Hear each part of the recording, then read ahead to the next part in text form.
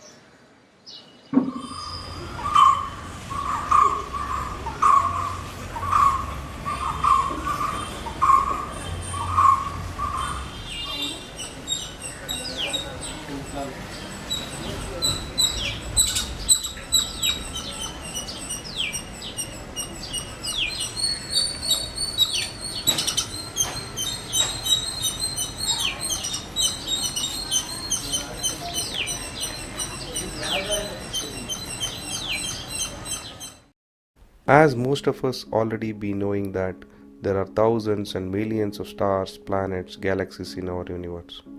Until today, we have only one known planet that consists of millions of living species, greenery, and most importantly, life. The source of life and energy for all of us are the Panchabhutas, that is, the five elements. And the life cycle is progressing according to the laws of nature and principles of this universe since millions of years. Man is one of the most ambitious species amongst the creatures, and due to his exploration and research in science and technology, the life on earth became easy and we all are able to enjoy numerous facilities in our lives and by each passing day. Our day-to-day life is becoming more influenced by machines to automate most of our activities. There are breakthrough advances in science and medical fields, people are living longer lives, all that cannot be denied. While we are feeling proud and happier to witness all these developments, many of these developments are happening at a cost. Developments are making most of the things easier and cheaper at the expense of nature. It's the nature that bearing the brunt of this aggressive development and urbanization. We are not just talking about side effects here. We are reaching a stage where the nature has begun to tell us that it cannot bear any more torture. We are already seeing numerous instances of nature's destruction. The wells in the villages have dried, leaving villagers to hunt for water, which is one of the five elements of this planet. We are digging the earth for water every day, and the groundwater level keeps decreasing by each passing day. With the exploding population and rapid urbanization, the water is becoming more and more sparse resource. Even with the digging of 1,000 feet, people are not getting water anymore. It used to be 100 to 150 feet just 4 decades ago. In just 40 years, we have dried the groundwater to this alarmingly low level. Imagine what would happen to our kids, the next generation. Not only that, the rain quantity has decreased. Farmers are discouraged to the core since they are not getting the right prices and they are forced to migrate to the nearby towns, leaving their farms and cultivation. Because of this, the cultivation land itself started shrinking. No rain, decreased crops, greedy middlemen selling vegetables at increased prices. All this nothing in favor of farmers. They are struggling for their livelihood. Take a moment and think about it. If you realize the fact that we are neglecting and stopped caring about the main source of our life that gives us air to breathe, food for eating, just imagine once our Mother Earth without a breathable air or trees or plants. We just can't live in this planet anymore without trees and plants. An undeniable fact is that all the species on this planet are either directly or indirectly dependent upon plants for their food.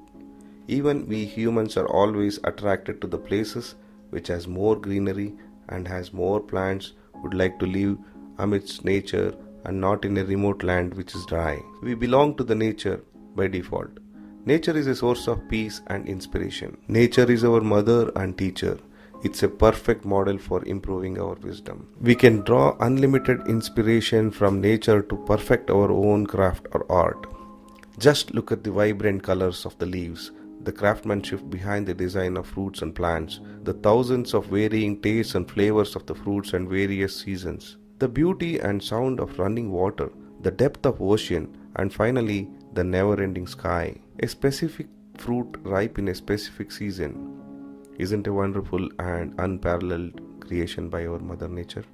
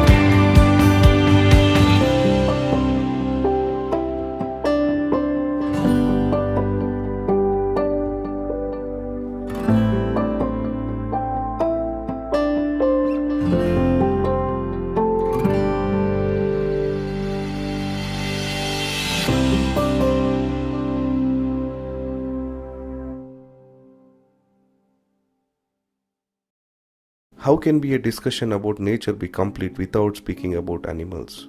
They are integral parts of the nature. Science and technological developments draw inspiration from animals too. While some animals teach us how to be aggressive and attacking, some teach us how to be super disciplined. It's up to us how and what we learn from these animals. We can learn how to stay united from certain birds or follow a disciplined path from the ants, and these are the numerous examples we can consider. And most of these characteristics that these animals and plants display is without expecting anything in return. They show these qualities selflessly. Plants and animals don't ask for our religion, color, caste, or our financial background before helping us. We humans, on the other hand, keep destroying forests, cutting trees to make our lives more comfortable and easy. We easily forget the inconvenience that the wild animals have to face when they are left with no place to live. Their livelihood is lost, and many of them start running towards nearby towns and cities. You'd have read this type of news in even newspapers. The ratio of destroying the plants and planting a new tree is 100:1. The destructive side effects of over-urbanizing are already very evident in the form of air pollution, noise pollution, water pollution. We need to wake up before it's too late, because only we can save our earth from completely getting destroyed and become inhabitable anymore. We need to come together as citizens of this planet and unite. You might ask a question, how do I contribute? Isn't it a responsibility of our government or the top leaders? You are partially correct. Government and top leaders will work on strategies and bigger plans at their level. However, it need not be always top to bottom approach. Regardless of government's approach or political leaders, you can still do a great job as an individual, as a citizen of this world. That's exactly the message I want to convey to you through this video. Because nature belongs to all of us. It belongs to you, it belongs to me, it belongs to each and every one of us.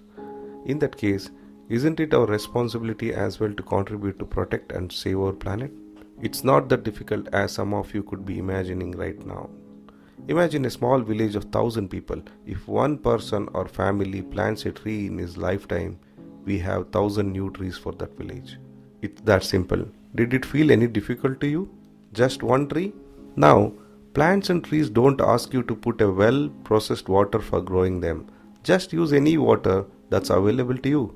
It could be a water that's going waste, anyways from your cloth washing or dishwashing, etc. Except chemical water. Just create simple channels to feed that water to the plant.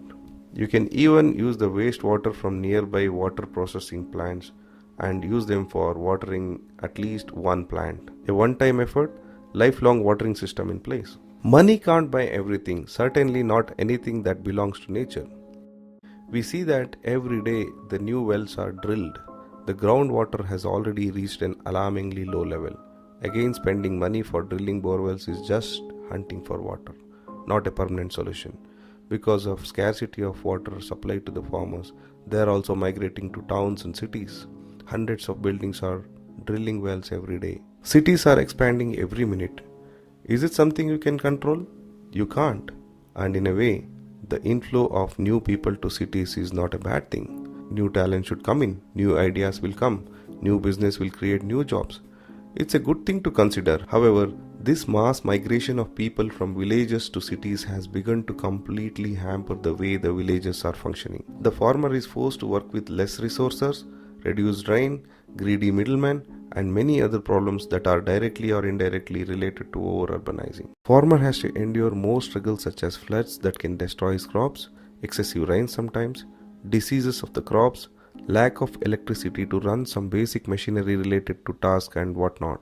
And on top of these issues, he also need to fight out shocking scenarios of sudden price drops just before his crops are ready for market consumption. All this can negatively affect his confidence about the whole cultivation he is doing since years for his livelihood. And most importantly, reduce his interest in contributing to Mother Nature. Owing to these issues, more and more farmers are resorting to migrate to cities, and farming itself is getting vanished from the villages. Villages are now converted into an old age home than the once vibrant land of cultivation. How dangerous this trend is.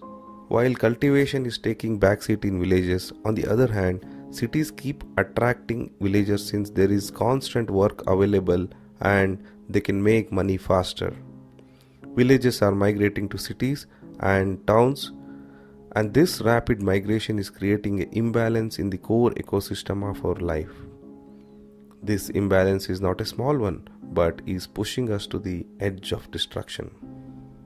We need to wake up before the waves of destructions are going to struck us. Urbanization should not be at a cost of a farmer. A farmer feeds urban people and he should get good facilities such as good roads, storage containers, right prices for his crop, insurance for his crop, and for him and many other basic facilities which will keep him motivated to continue agriculture and keep the ecosystem in balance. He should also be provided with the ample education facilities for his children and health care. Just imagine a situation if a farmer decides that he just want to grow the crops for his own family and not share it with anyone else. How will we all get our food? How are we going to survive? Money can buy something that is available. If vegetables are not made available, money can't buy it. We need a green revolution, not blood revolution. Depriving farmers from their basic needs will result in a blood revolution. I also request everyone to do small things like not wasting water.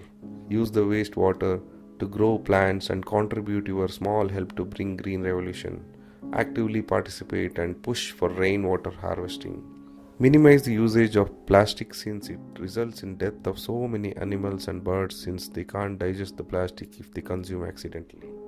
If each one of us realize that the core pillar on which our Earth's life is standing is the nature, then we can collectively join hands to save our own Earth. If you have not kept a dedicated space for plants, you can even plant a suitable plant that you like in a corner.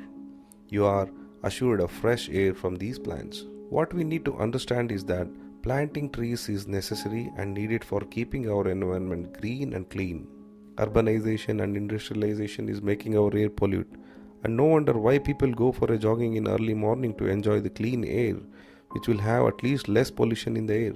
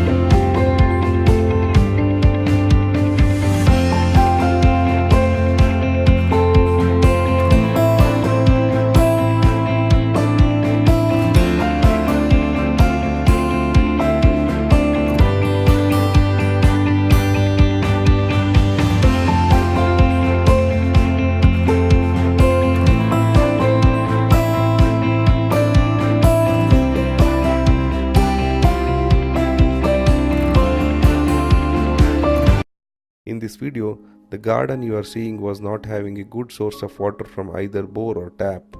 For 12 years, I have grown the garden by only utilizing the wastewater resulting from our day-to-day activities such as residual water from washing clothes, leaked water from our water tank supplies, rainwater, etc. I have never used organic compost on these plants and trees.